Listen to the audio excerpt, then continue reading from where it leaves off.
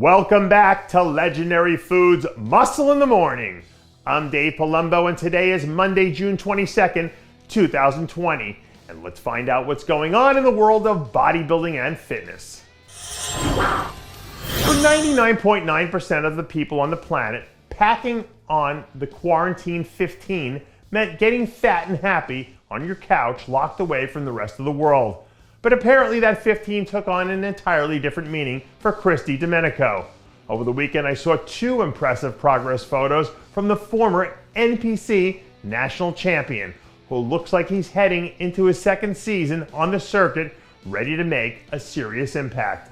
Last year's rookie debut at the New York Pro was a good learning experience for Chris, because he had a chance to stand shoulder to shoulder with some of the best in the business. And if that's what he's using as a starting point, things should only go up from there. Usually when entertainers and celebrities take up residence in Vegas, it ends up being one of the most lucrative financial decisions of their careers.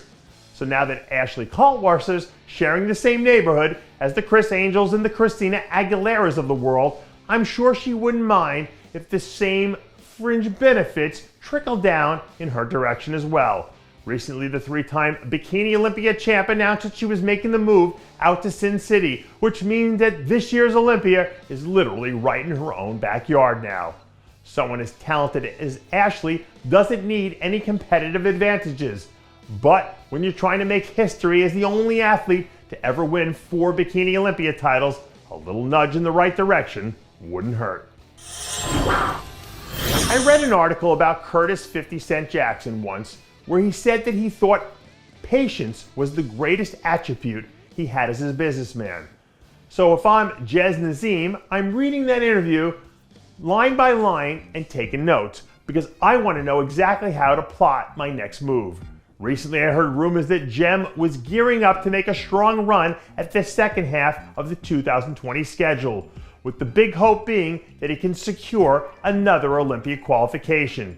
If you can remember back to 2018, Jem actually got his first taste of pro action on the Olympia stage not too long after he won his card at the Amateur Olympia in Spain. So now that he's had almost 2 solid years to make adjustments, having the patience to coordinate his return is the next logical step in the equation.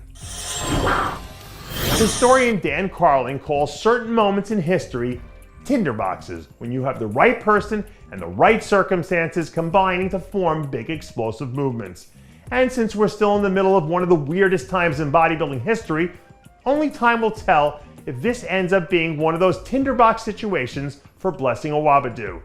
I heard from a source recently that Blessing's refocusing his energy and revamping his plan of attack to make sure that he has everything all come together at the right moment. For one reason or another, Blessing's had to delay his pro debut a few times already this season.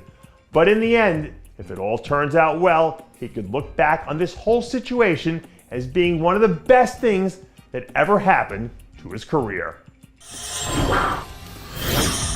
And that does it for yet another edition of Muscle in the Morning. I'm Dave Palumbo, reminding you to always be true to your passions. And make sure to follow us on Facebook, Twitter, and Instagram.